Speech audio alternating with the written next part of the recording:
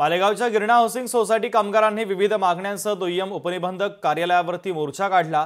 Chairman आणि कार्यकारिणीवर कामगारांनी भ्रष्टाचाराचे आरोप केले असून भ्रष्टाचाराच्या संदर्भात आर्थिक गुन्हे शाखेच्या वतीने चौकशीची मागणी केलेली आहे। आणि या संदर्भात आंदोलकांसोबत संवाद साधलाय लोकशाही मराठीचे प्रतिनिधी विशाल मोरे यांनी।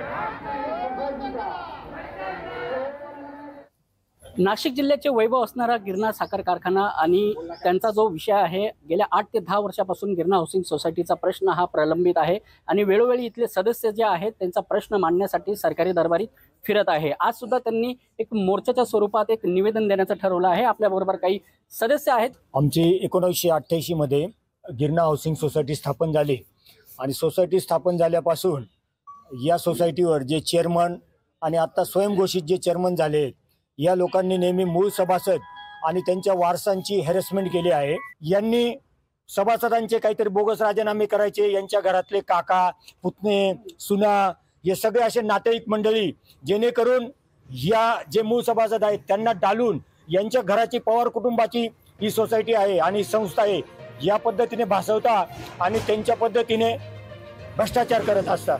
आमचा संघर्ष जवळजवळ 7-8 वर्षापासून चालू आहे, 10 वर्षापासून साधारणतः।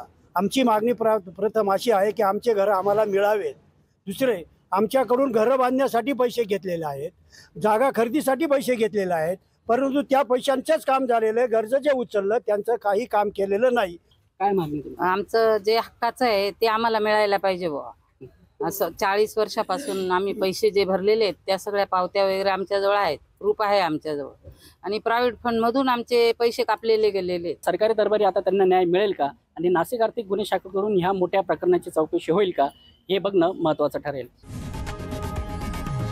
लोकशाही मराठी ऐका, पहा, जागरूक रहा।